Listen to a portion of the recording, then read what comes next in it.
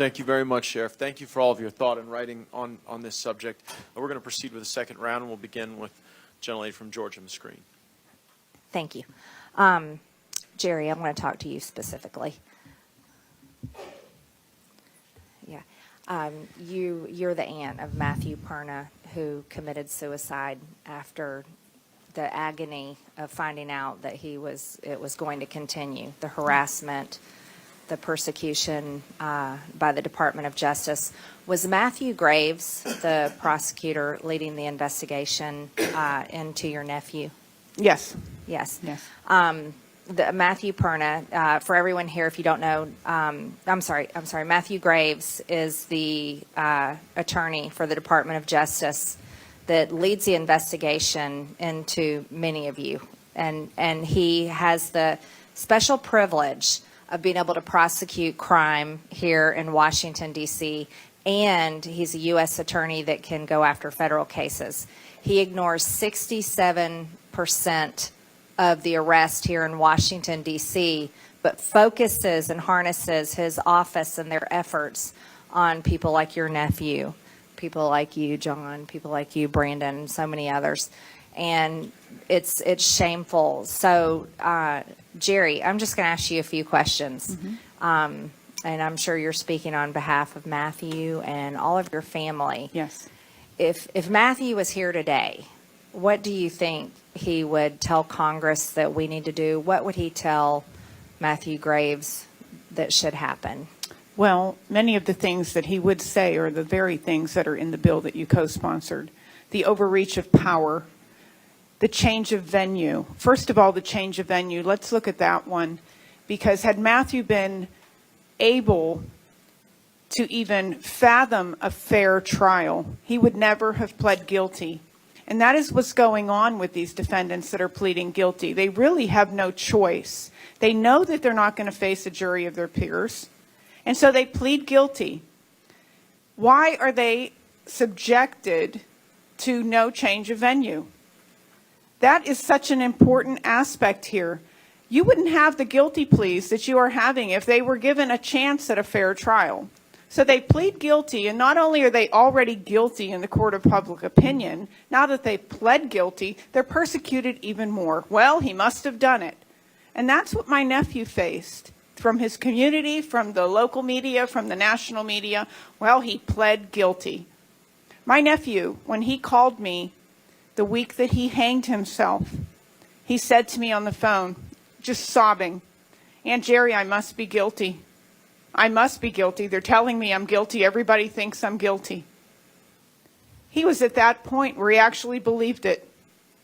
But had he been given a chance to be fairly heard by a fair trial, he never would have pled guilty because he didn't do anything that deserved several years in prison. Mm-hmm. And I think you need to examine these constitutional rights first. And that's what Matt would say, because Matt believed in the Constitution.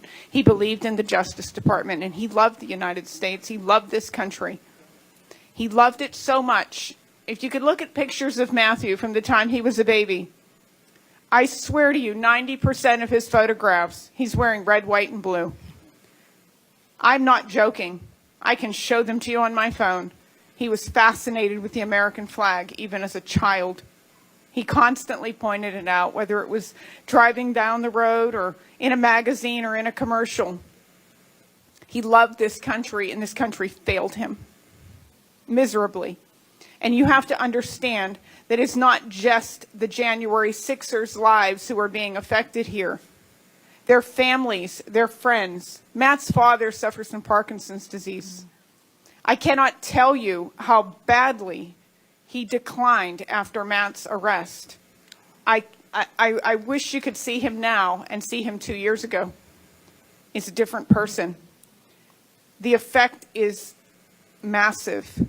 So it is not just the people being arrested. It is their families, their friends. And it is the fear that has been placed in the Americans. Don't speak out. You may end up like a January 6er. Yeah, that's right. I think that's how most people feel.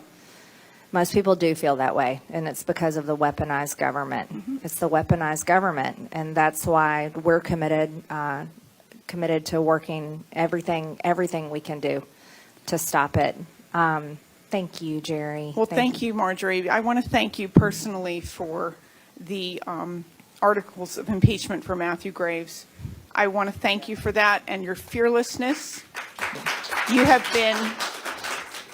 been a huge supporter to me and my family. I am the speaker for my family. Matt's father is not capable of getting in front of this committee or any cameras anywhere to talk about his son. We're devastated beyond belief that this happened, but more so because it happened at the hands of our own government.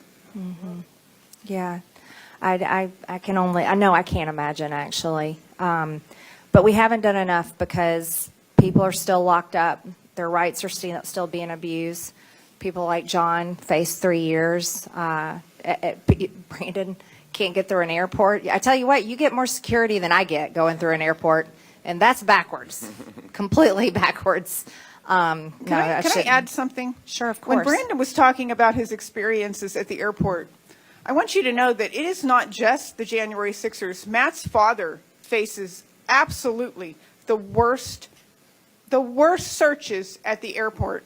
Matt's girlfriend also. Matt's aunt on his other side of his family. These are people that never, ever faced issues with TSA. And now, every time they travel, they are held up by TSA. My brother's hands are swabbed. He is searched to the point of being embarrassed. Were they there were they in Washington, D.C. on January 6th? No, they were not, which is the craziest part. Do they think their names are in the system? Yes, are they flagged? do. Is Yes. this every time they travel through the Yes. airport? My brother was just in the Cleveland airport, the Cleveland airport and the Denver airport 2 weeks ago. And I asked him if it occurred again. He said, unbelievable. He said, I was humiliated. What happens? So they go through TSA. Their hands are swabbed. Can you describe some They of are the things? searched to the point where it's an invasion of privacy, honestly. And my brother, like I said, he walks with a cane. He has Parkinson's disease. And this happens to him every time he goes through an airport. I want him to come down to Florida, and he said, Jerry, I honestly don't want to fly anymore. Can I ask? Does anyone else have family members or know that this happens to their family members that were not? John, that happens to your family members, and they were not in Washington, D.C.? Sarah, you don't know of it? Okay. Brandon, Yes. Family members, And friends. that were not in Washington, D.C.? Nowhere near Washington, D.C. People I've traveled with 10 years ago. This is happening to them, too. I'll yield back. Sorry. I could talk to everybody. Please subscribe